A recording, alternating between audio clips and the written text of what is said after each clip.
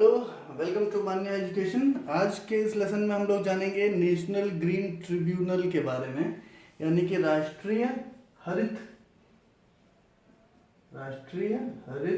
अधिकरण, जिसको हम लोग इंग्लिश में नेशनल ग्रीन ट्रिब्यूनल के नाम से जानते हैं। राष्ट्रीय हरित अधिकरण, नेशनल ग्रीन ट्रिब्यूनल,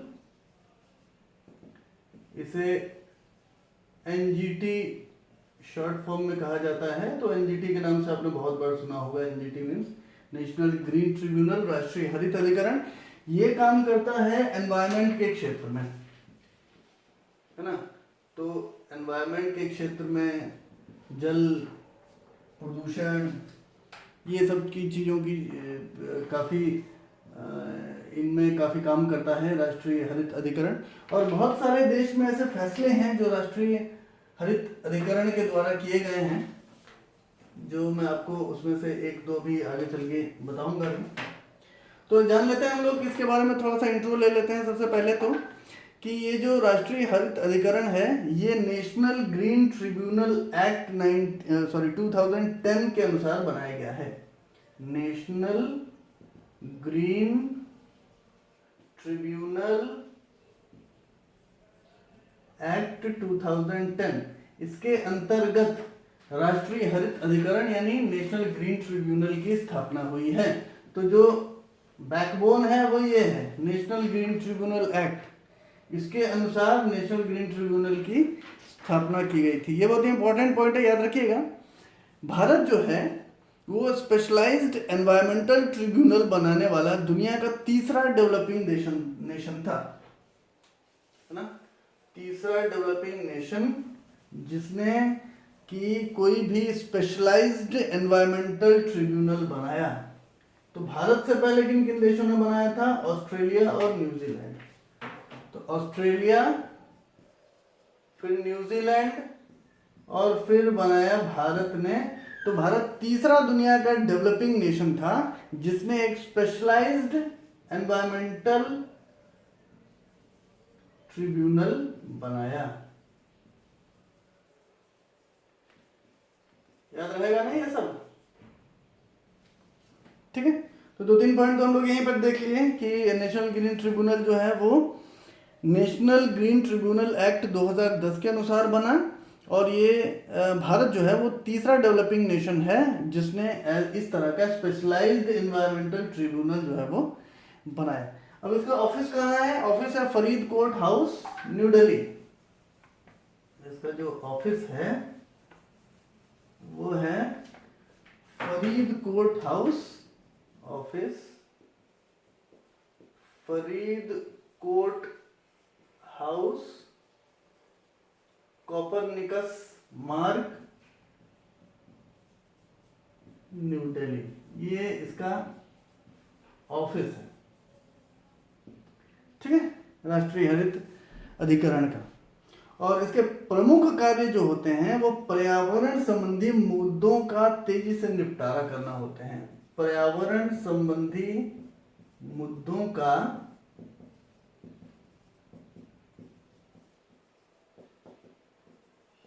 तेजी से निराकरण करना, ये इसका मुख्य उद्देश्य है। वैसे तो इसके उद्देश्यों को कई पॉइंट्स में आप बांट सकते हैं, लेकिन जो मेन चीज है वो यही है, जो कोर है, जो समरी ऑफ द स्टोरी है वो ये है कि नेशनल ग्रीन ट्रिब्यूनल का मुख्य काम है पर्यावरण संबंधी मुद्दों का तेजी से निराकरण करना। अब तेजी का क्या मतलब हुआ? तेजी का मतलब है 6 महीना, है ना। तो पूरी कोशिश रहती है, एक रेगुलेशन बना के रखा गया है कि नेशनल ग्रीन ट्रिब्यूनल जो है वो 6 महीने के अंदर अंदर पर्यावरण संबंधी मुद्दों पर अपने फैसले दे देती है। बाकायदा इसमें सुनवाई होती है, रिसर्च होता है, इसमें इंक्वायरी की जाती है और 6 महीने के अंदर अंदर रिजल्ट देने की पूरी कोशिश होती है। अब जो मुख्य ऑफिस है वो है हेड ऑफिस, इसको बोल रहे हैं हम लोग। तो हेड ऑफिस जो है वो नई दिल्ली में है। इसके सिवा कुछ और भी ऑफिसेज हैं। इसके दूसरे ऑफिसेज जिन्हें हम ब्रांच ऑफिसेज या रीजनल ऑफिसेज कह लें तो वो हैं 4, ठीक है। तो रीजनल ऑफिसर्स 4 हैं। कौन कौन से 4 हैं? भोपाल, पुणे, कोलकाता और चेन्नई। ये 4 जो हैं रीजनल ऑफिसेस हैं नेशनल ग्रीन ट्रिब्यूनल के। तो नेशनल ग्रीन ट्रिब्यूनल के ऑफिस कितने हो गए? अब हो गए 5 ऑफिस। पहला हो गया दिल्ली में, ये पहला, दूसरा भोपाल, तीसरा पुणे, चौथा कोलकाता, 5वां चेन्नई। तो इसमें जो दिल्ली वाला है ये हेड ऑफिस है, बाकी सब ये जो 4 हैं ये हो गए रीजनल ऑफिस। अब हम लोग थोड़ा सा स्ट्रक्चर के बारे में जान लेते हैं, राष्ट्रीय हरित अधिकरण के स्ट्रक्चर के बारे में, कि इसकी संरचना कैसी है इस बॉडी की।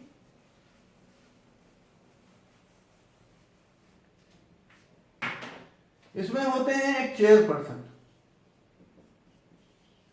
और चेयरपर्सन के अंतर्गत काम करते हैं 2 अलग अलग तरह के लोग। एक तो होते हैं जो जुडिशियल मेंबर्स होते हैं, जो सुनवाई करते हैं केस की, एनवायरमेंट से रिलेटेड केस की सुनवाई करते हैं। दूसरे होते हैं एक्सपर्ट मेंबर्स, जो कि एडवाइस देने का काम करते हैं, रिसर्च करने का, इंक्वायरी करने का काम करते हैं। तो चेयरपर्सन के अंतर्गत जुडिशियल मेंबर्स और एक्सपर्ट मेंबर्स काम करते हैं।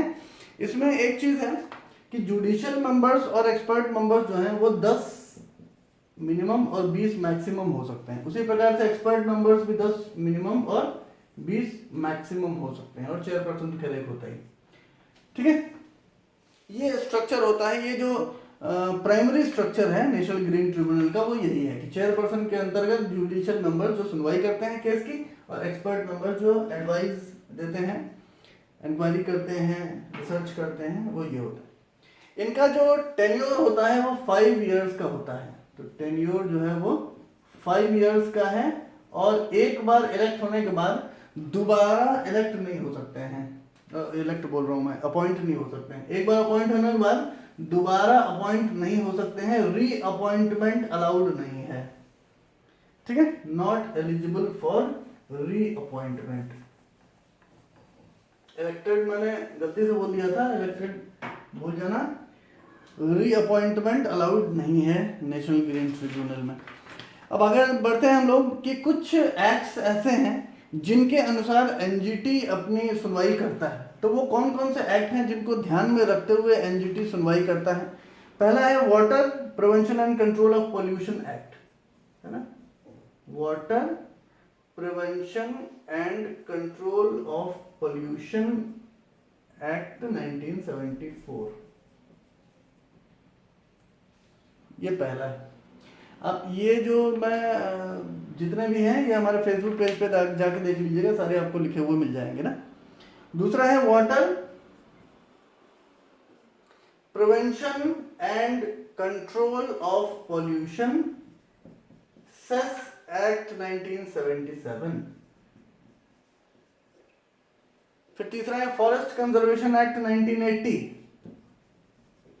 ठीक ना, फॉरेस्ट कंजर्वेशन एक्ट 1980। उसके बाद आता है air prevention and control of pollution act 1981। ये देखिए पूरा ये सिलसिले से चल रहा है, 74, फिर 77, फिर 80, 81। ठीक है, उसके बाद एनवायरमेंट प्रोटेक्शन एक्ट 1986। उसके बाद आता है पब्लिक लायबिलिटी इंश्योरेंस एक्ट 1991। उसके बाद आता है बायोलॉजिकल डाइवर्सिटी एक्ट 1992। तो कौन कौन से हो गए ये? Water prevention and control act 1974, दूसरा है water prevention and control of pollution cess act 1977, तीसरा हो गया फॉरेस्ट कंजर्वेशन एक्ट 1980, फिर हो गया air prevention and control of pollution act 1981, फिर हो गया एनवायरमेंट प्रोटेक्शन एक्ट 1986, फिर हो गया पब्लिक लायबिलिटी इंश्योरेंस एक्ट 1991, फिर हो गया बायोलॉजिकल डाइवर्सिटी एक्ट 1992। तो ये कुछ एक्ट हैं जिनको ध्यान में रखते हुए नेशनल ग्रीन ट्रिब्यूनल जो है वो अपने फैसले करता है। अब मैं इसके 2-3 जो इम्पोर्टेंट फैसले थे जिनका देश में काफी प्रभाव पड़ा, काफी फेमस फैसले हैं। तो ऐसे मैं 2-3 आपको बता देता हूँ तो आपको पता चलेगा कि एनजीटी बेसिकली हमारे लाइफ में क्या प्रभाव डालता है।